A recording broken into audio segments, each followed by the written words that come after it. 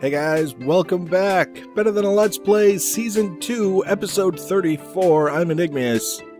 And today, we're taking another look at Mekanism.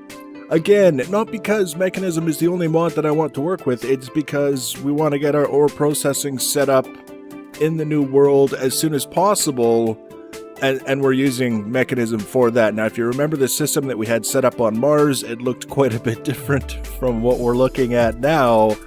This is in some ways more compact, and in other obvious ways not even close to as compact as previously. But there's one thing inside all of this mess that I want to show you because it's actually fairly significant and kind of neat. Before we do that, I want to look at this little hut over here. Now, I appreciate the frame rate is not great.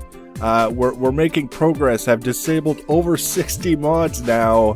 And it is much, much better than it was, but you can tell we're still a little bit jerky. We've got a little ways to go, but we're okay for now.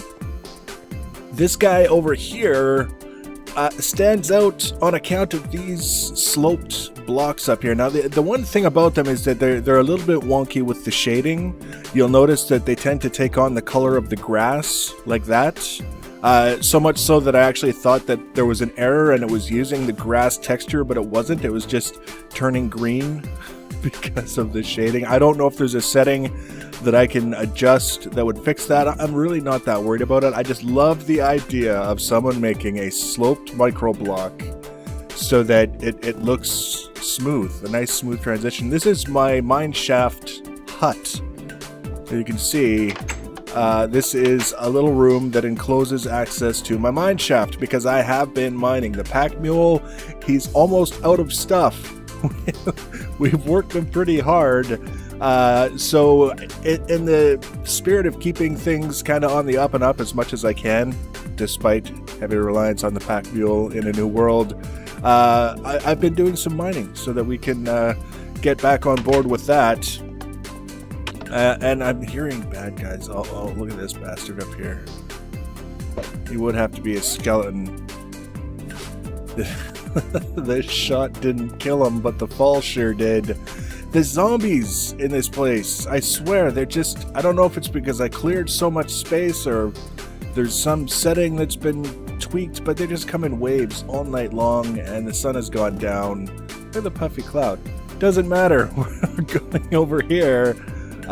In and amongst the machines once again. Now, if you were watching when we were on Mars setting up our Mekanism system, one of the things you may recall that we needed was sulfur. Now, this is used to make sulfur dioxide, which is then used to make sulfur trioxide, and then sulfuric acid for use in the chemical dissolution chamber to break down our ores and begin the ore processing system. I don't have the same access to sulfur in this world as I did in the previous world. In the previous world, I would go do my mining down around bedrock. In the process, I would always come across lava, gather up all the lava in tanks to be used for other things, and then I would be left with basically the empty pool of lava that was pretty much entirely lined with sulfur. Dig it all up and get stacks and stacks and stacks of sulfur. Sulfur was never a problem. I'm not sure that it will have the same kind of success in this world. I have found sulfur down around bedrock, but it wasn't in any way attached to pools of lava. I still haven't encountered a pool of lava. So I decided to take a look at what other options might be to create sulfur in a way that's a little bit more reliable. And what I found is that you could go from cobblestone through a few processing steps all the way to sulfur. Very, very straightforward. So what I've got is a bunch of factories set up. These are the Mekanism blocks where you can take various individual machines and convert them to factory blocks that do 7 times what an individual machine can handle. So this is actually a crusher factory. It's an elite crusher factory, so it can basically operate as though it's 7 individual crushers working in unison. So you'll put cobblestone in here, crushes it down to gravel, and then I've got it set up so that the output auto-ejects into the machine below, into this purification chamber elite factory that takes the gravel, combines it with oxygen, and produces flint. The flint is then auto-ejected into this machine over here, which is another crusher factory. Actually, I probably... and we're going to set this to auto-sort as well. I'll bet you if I put, like, that guy there... Here we go. You can see now it's working. And this is set to auto-sort, so it tries to balance the total number of items across all 7 processing slots. So you can see we crushed the flint into gunpowder, of all things. Someone's sneaking up on me. Who's trying to sneak up on me? I bet you he's going to come from here. So we crushed the flint into gunpowder. The gunpowder then goes over here to this, I think it's a chemical enrichment factory. I hear the damn zombie and it's making me angry. Look, zombie, there you are. You're done. There's no more of that. This is a place of business. There we go. So then we got this chemical, it's not, is it enrichment? I think it might be. You can actually get the recipe. Let's do that instead of being kind of a dork about it. Chemical injection chamber. You can see, because I was looking at it before I started recording. The chemical injection chamber takes the gunpowder, mixes it with hydrogen chloride, produces sulfur, and then that sulfur is sent through this item duct down and around and under and to this chest. There he is. Another guy. See what I mean? Waves all night long. I just got the crown of the Ice King. Not that I was, seeking the crown of the Ice King. There we go. Not that I need experience or anything, but sometimes I like gathering up the experience and everything. So that's how we're making our sulfur. It goes into this chest here, which is kind of I don't know if I'll ever need this as a buffer, but it acts as a buffer. So if we're producing more sulfur than we're using, at least the sulfur has a place to go in the short term. And then the sulfur gets pulled out of this chest. Get away!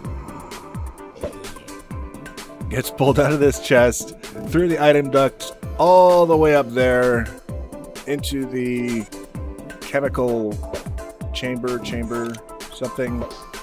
There we go. Into the chemical oxidizer. That starts the process of making the sulfur dioxide. So we get sulfur dioxide is a gas converted to a liquid and stored in this tank here. That's what that is down there. Sulfur dioxide. Liquid sulfur dioxide. Get away! Oh, that guy. He's only going to stay over there for so long. Then we take that sulfur dioxide liquid and we mix it with oxygen, which is what's in this very full tank here, with this setup here, the chemical infuser. We convert it back into a gas. You can see these condensators converting these liquids back into a gas, put into the chemical infuser, converted it into sulfur trioxide, and then converted to a liquid and stored in this tank. Now you'll notice that both of the tanks are basically empty at this point. There's just enough in them to make you realize that we do actually store things in those tanks. Damn it!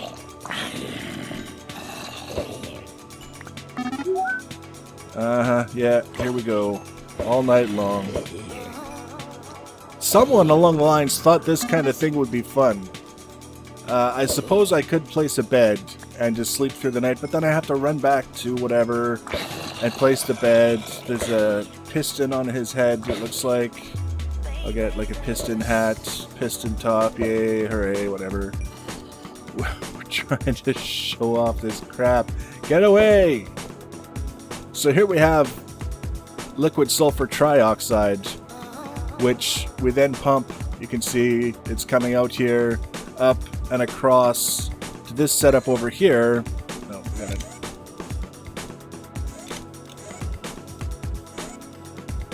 And here it's converted back to a gas yet again, because everything that is in these tanks is a liquid, so we convert it back to a gas.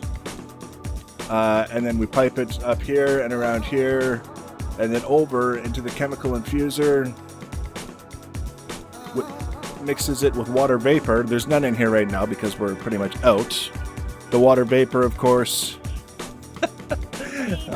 We start with water from that tank, and we feed it into a rotary condensator that turns the water into water vapor, mixes it with the sulfur trioxide gas to make sulfuric acid, which is then piped as a liquid into this tank down here. So this is where the buildup is. As long as this guy is partially empty, these guys here will remain almost completely empty. As soon as this guy is full, then we'll start to see these two guys stockpiled. It'll actually be this guy, and once this guy is nearly full, then it'll be that guy that fills up. I don't know if we'll ever see that much material in our reserves. There's now a spider. Oh, and I missed the spider. I got a tree hat for killing the spider. I didn't even know he was wearing a hat. Into the green water with you. And that guy's going to leave us alone. So, basically, 90% or more of what you see us working with here is just storing liquids. If we were to get rid of all of these tanks and just store liquids in the smaller tanks like we were on Mars, or not store them at all and just kind of have them, hopefully the machines feed the other machines on demand, this thing would be much, much smaller. But I love the way it looks now with all of these tanks and stuff. So we've got here liquid hydrogen and liquid chlorine, and these are the byproducts of splitting the brine that we're getting from our salination plants. We've got a full tank of brine. Get away! The bone meal I will take. We might have a use for bone meal later. The brains not so much, but they bug me just sitting there. So this is the same as previously on Mars, just with very large tanks. We split the hydrogen and the chlorine and use it to make, then we recombine it as a gas and use it to make hydrogen chloride, and that gets fed into the machines over here as part of the ore processing setup.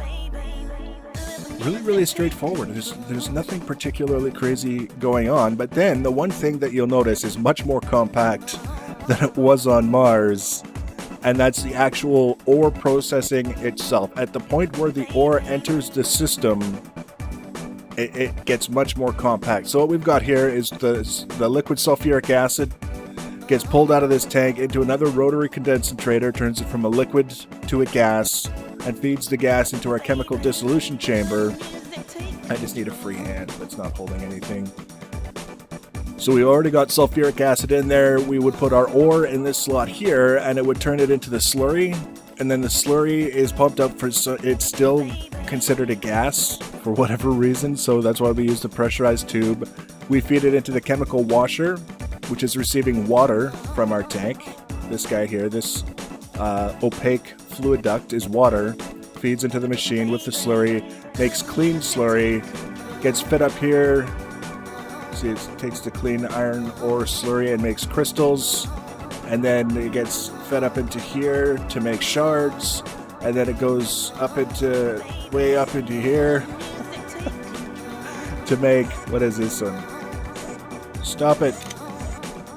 No, we're jumping too high. Here, this is what we can do. There. Oh, it was the purification chamber. Alright, so then we take the shards, put them in the purification chamber with oxygen, makes clumps. That's what it is. Clumps, and then clumps go into that crusher there, the thing with the 3 little piston arms. Makes dirty dust to the... Oops, I missed. Enrichment chamber, which makes clean dust, and then the smelter, which makes ingots. The Mekanism wiki actually has all of this, and I will give full credit where it's due.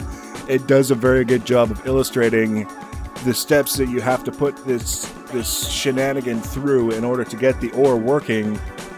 I really enjoy it, because as I mentioned previously, there's a lot of different steps involved, there's a lot of different machines involved, but it makes sense, and you feel like you're doing something at each stage, whereas some of the other more robust ore processing systems I've seen are more of the, here's a machine that can process a lot of different things at a time, but a single cycle takes 20 minutes just because.